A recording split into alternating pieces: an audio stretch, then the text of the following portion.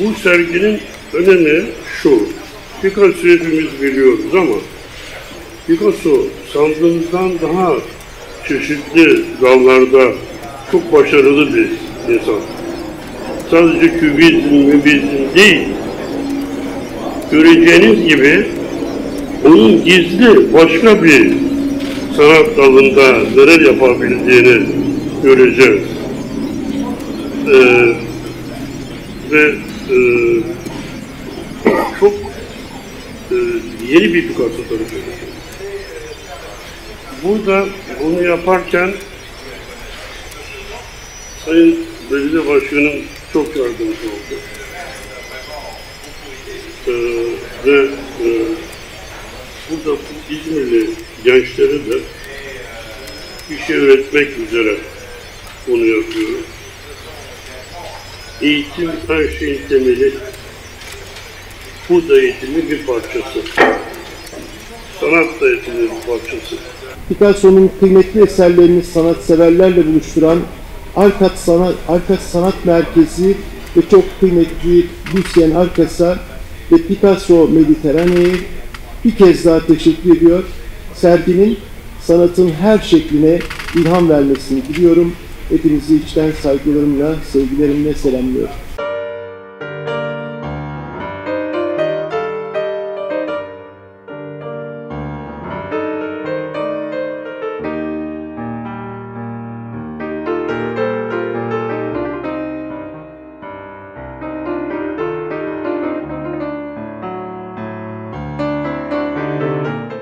Picasso Mediterrane projesi, Picasso ve Akdeniz arasındaki ilişkiyi irdeleyen bir seminerler ve sergiler dizisi. 2017'de başlayan proje 2019 senesinde sonlanıyor ve Arkas Sanat Merkezi olarak biz de bu projenin kapanış sergilerinden bir tanesine ev sahipliği yapıyoruz. Picasso Mediterrane yaklaşık 10 ülkeden 70 tane kurumun yer aldığı çok büyük bir proje ve her kurum kendi özel bağımsız projesini gerçekleştirdi. Biz de Türkiye'den Arkas Sanat Merkezi olarak, tek kurum olarak bu sergiye kabul edildik. Serginin konusu Picasso gösteri sanatı.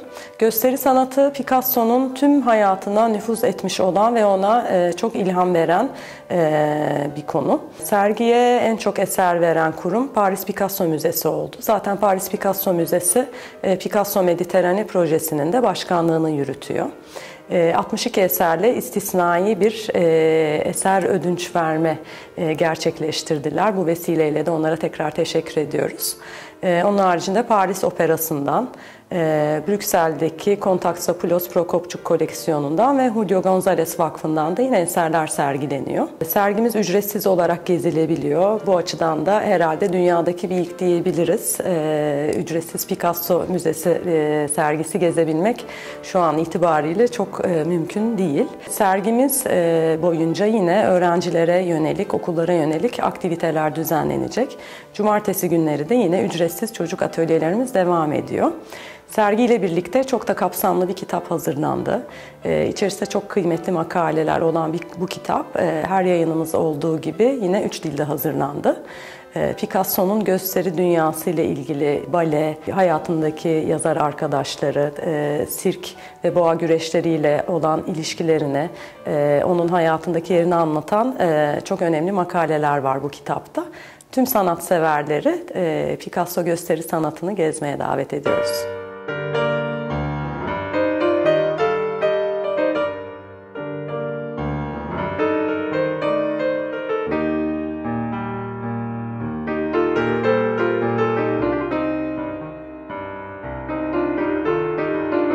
Nous sommes ici dans cet espace qui traite du thème de Picasso, la galaxie Picasso.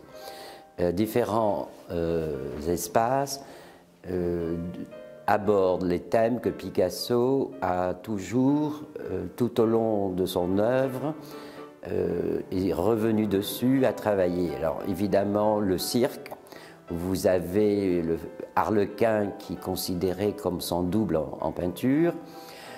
Son travail avec les ballets russes, donc notamment Parade de 1917, qui a révolutionné l'art et a installé vraiment l'art moderne. On n'a plus jamais regardé ensuite un ballet de la même façon.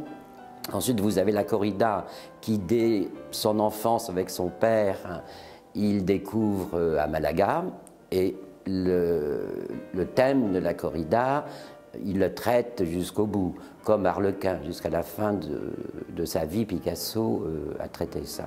J'ai choisi aussi de mettre ce fameux Picasso, qui était un facétieux personnage également, j'appelle ça Picasso en scène, où il y a différentes photos de lui. Il adorait se déguiser. Alors lui faisant le clown, lui étant en train de torer un scorpion dans sa baignoire. Donc si vous voulez, le thème de Picasso et les arts du spectacle, c'était pas de créer une énième exposition Picasso, dont quand même tout le monde connaît sa période cubiste, peut-être un peu moins les périodes dites roses et bleues, mais c'est de faire découvrir ce Picasso qui a travaillé notamment pour les ballets russes. Ce Picasso extraordinaire parce que dans le choix des dessins, des carnets, des estampes, il y a une espèce de frémissement, si vous voulez. On sent un autre Picasso. Voilà. Et c'est le même artiste, évidemment, mais à différentes étapes de sa vie. Et je crois que beaucoup de gens vont découvrir, et beaucoup de gens nous ont déjà dit, qu'effectivement, ils ne connaissaient pas du tout cet aspect de Picasso. Et notamment la grande photo en montant l'escalier, qui est le désir attrapé par la queue. C'est une pièce que Picasso a écrite, on dit en général en 4 jours. C'est une pièce qui naît du surréalisme. Et la photo est assez extraordinaire, car c'est Albert Camus, quand même, qui reçoit le prix Nobel après, qui fait une espèce de mise en scène. Vous avez Sartre, vous avez Simone de Beauvoir, vous avez le grand poète Verdi, vous avez les Léris, vous avez Valentine Hugo. Enfin, ça dit le monde, ça dit la galaxie de Picasso, parce que cet homme a été un véritable aimant pour tout ce monde-là. Nous avons traité aussi, si vous voulez, de la relation Picasso-Cocteau, parce que la relation avec le poète Cocteau dure jusqu'à la fin de la mort de Cocteau, et Picasso et Julio González, qui est un extraordinaire artiste, espagnol également, chez qui Picasso a appris la sculpture dans l'atelier de Julio González.